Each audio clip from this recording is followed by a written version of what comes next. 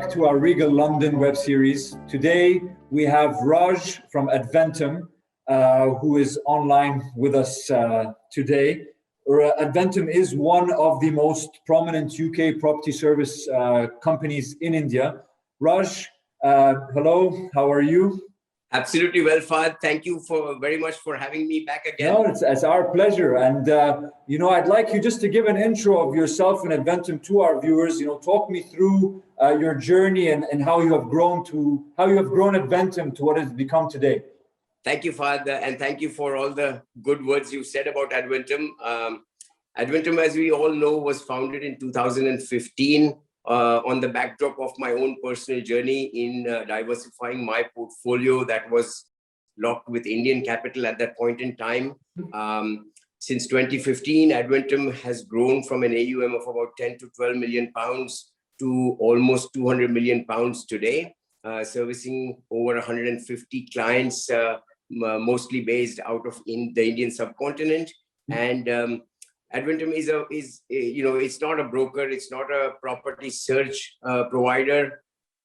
Adventum actually sits and assists its buyers right from the capital controls that are prevalent in India, the ways to mitigate taxation, setting up of the right and optimal structures for asset acquisition and holding, financing properties in the UK at the time of acquisition, and then furnishing and managing them thereon for our clients. So it's really a one-stop shop. Yeah, you basically ate into my second question, where I was going to say you don't just focus on the sales. You're effectively, like you said, a one-stop shop for your Indian clients. That's right. I think as opposed to many other countries where capital flows can be quite seamless, India, of course, has a very restrictive policy when it comes to exporting capital.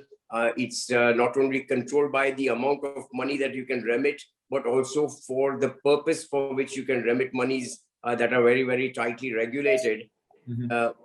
Ownership of real estate overseas, needs to be managed in terms of both being compliant and efficient in terms of acquisition.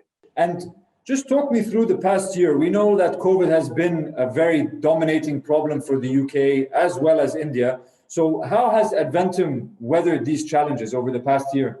So far, I think none of us have escaped the challenges that we've faced through the pandemic and the new ways in which we've all had to learn to do business. And I'll be very honest, we were very, very insecure and scared that travel bans, might actually put our entire business and sales targets at risk.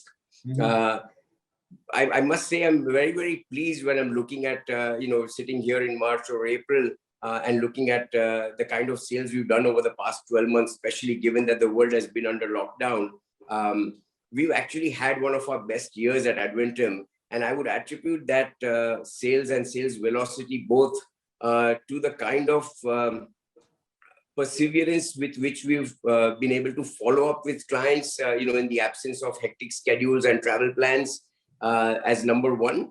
And number two, and most importantly, I think there is a serious shift in the mindset of the clients themselves, who are now taking a very serious look at assets and asset reallocation within their portfolios, where London and UK is becoming a very integral part of a diversification strategy. So yeah, just following on from what you said about the diversification strategy and then looking towards the London real estate market, what is your current appraisal of the Indian market's appetite for London property? I think over the last 12 months, the appetite for second homes and occupational property has gone up purely because, a lot of us high net worth Indians have our children studying overseas in the UK or around the peripheral London postcodes.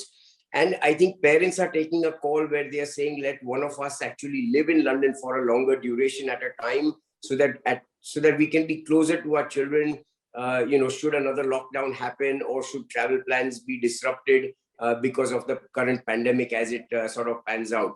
So the needs have changed, but the underlying, acquisition of UK real estate remains very integral to an Indian strategy. That's very interesting. And are there any key hotspots in the capital that you would identify as special opportunities? and where your Indian clients are predominantly looking at? So, Fahd, you relate to this when I talk to you about Middle Eastern buyers wanting to, buy clothes to Knightsbridge because of shopping, Harrods, etc.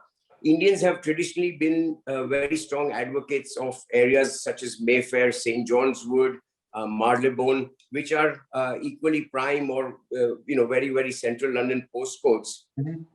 From an Adventum perspective, the shifting mindsets or shifting number of clients, I would say, who are looking at owner-occupier, it's these postcodes that have become very, very interesting, especially for Indians looking to now look at UK property as second homes. Mm-hmm. From an affordability perspective, your Knightsbridge, Mayfair sometimes can be out of reach because of our capital controls, where not so much money can be remitted, even if we were putting all the family members together. Mm-hmm. So your postcodes like Marylebone, like St. John's Wood, which are very prime but still not as expensive as Knightsbridge or Mayfair, actually become very, very interesting place for Indians to achieve a home in a very, very well located, well connected part of prime central London. All right, then that leads to my final question for yourself. Now, if you had the opportunity to live anywhere in London, where would it be, and why would it be 1 St. John's Wood? So I'm going to sound pretty spoilt when I answer this question, Fahd, but as Indians, we are very used to having our drivers and our chauffeurs driving us around as we gallivant towns back in India.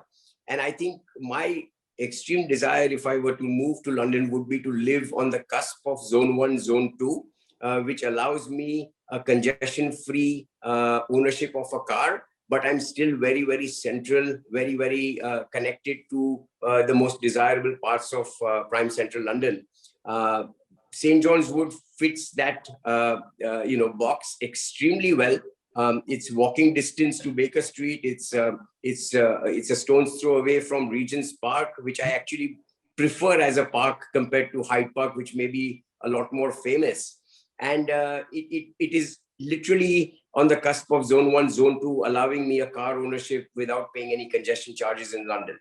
All right, no, that's very good to hear. Obviously, we are showcasing our development 1 St. John's Wood. It's our iconic building overlooking Lord's Cricket Ground and 15-minute walking distance to Baker Street. So yeah, that's definitely an option for you and for our Indian clients as well.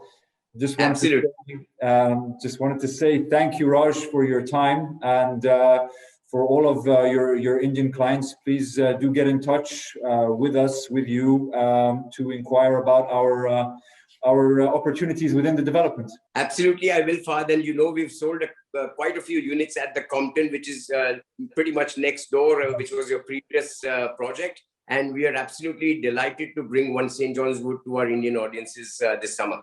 Thank you. Thank you so much.